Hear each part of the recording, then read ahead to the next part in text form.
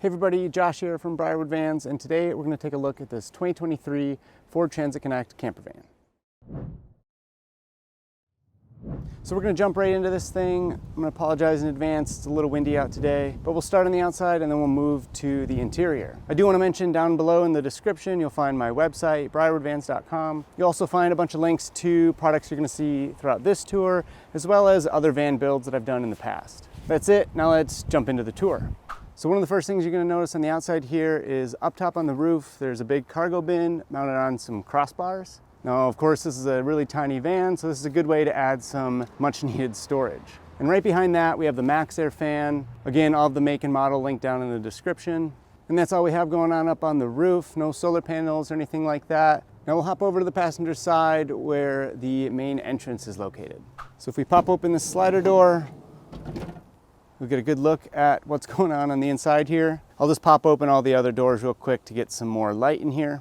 But if we start up here on the right, just behind the front seats, we've got two separate benches, I guess. The first one here, topped with the butcher block, almost serves as like a nightstand, but it's hinged so you can lift the top and you have access to sort of like a, I don't know, a chest style storage bin. And then the next bench, you just have to pop the cushion out of the way and there's a little finger pull to open the lid.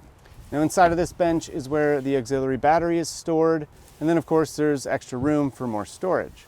And then if I slide this cushion back into place, you'll notice right above there is a little battery monitor.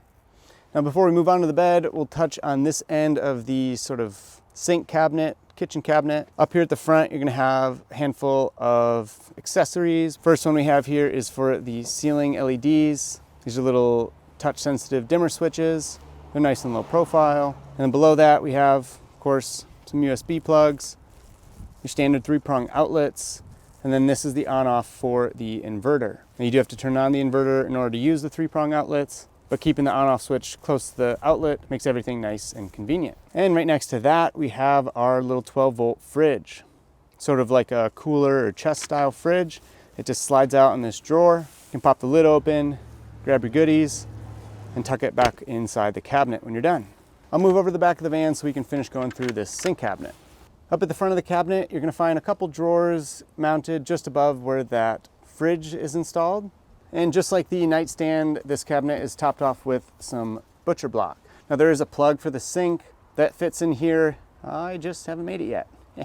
Today was the warmest day and I wanted to knock this tour out before it gets too cold. But the butcher block is finished with butcher block oil, and same for the plug, so that can actually be used as a cutting board if you want to. It's all food safe, but it also just gives you some extra surface area. And right behind the sink, of course, you'll find the little hand pump faucet. Down below, we have the freshwater tank, you can see, which is set up on just a little quick connect, making it easy to pull the tank out, go fill it, and bring it back. But it also has a nice large cap at this end, so if you do want to fill the tank in place, you can probably get away with just unscrewing the cap here.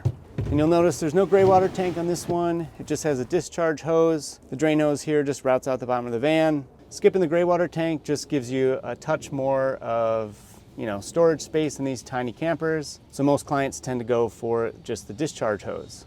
Lastly, on this side, up above the sink cabinet, we have this little upper cabinet. Now this is just kept open for general storage, and then it features an LED strip mounted below to provide a little bit more light on the countertop. The switch is over by the entry door, I forgot to point out, but it's the same style switch as the ceiling lights, making it dimmable so you can adjust the light as needed. Now we can move over to the driver's side and go through the bed cabinet. So I actually offer build plans for this style bed. If you're interested, you can find them on my website. Again, briarwoodvans.com, link down in the description. But it features an extension that supports the backrest to create a larger sleeping area, as well as a handful of drawers mounted below. Now the extension is supported by 500-pound drawer slides, which just means you don't have to worry about support legs catching on anything that might be down on the floor. Now you'll notice on most of the doors and drawers some leather drawer pulls, and I do actually offer these as well on my website in a few different color options. But leather can be nice in this use case because it's a softer material and it'll help prevent any bumps and bruises when you're moving around in this smaller space. Now all the drawers are on soft close drawer slides, and so that creates a little resistance when you're trying to open them, which helps keep these shut when you're driving. And then unintentionally, the soft leather drawer pull can also create a little cushion if this does come sliding forward into your cabinet. And tucked behind the backrest inside of this lower wall is a little storage cubby that I was able to sneak in above the wheel well, just trying to add a little bit of extra storage space. And again, topped off with that butcher block to keep things cohesive. And lastly, we can take a look up at the ceiling. We went with a matching sort of light wood look to complement the light countertops. And again, you can see the recessed lighting up there, as well as the interior of that fan. And I forget if I mentioned it earlier, but this model does feature both air intake as well as exhaust. And real quick before I forget, it's common to update these little door panels, but on this side I was able to sneak in a little cubby just for, again, some extra storage inside of the door. Now we'll hop over to the driver's side slider door and go over the rest of the electrical system. So over here you're going to find all the components that make up the sort of electrical system in this van. Over on the left we have our charger, and that's going to allow you to keep that auxiliary battery topped off. Various fuses and breakers. Of course the inverter, letting you use that 3-prong outlet, and your main shutoff. Well, I think that's going to do it for this one. Hopefully I didn't miss anything. If I did, be sure to let me know down in the comments, or if you have any questions. Again, you'll find my website and a bunch of links to the products throughout this van tour down in the description. And as always, I appreciate you taking the time to check out this camper van, and I'll see you in the next one.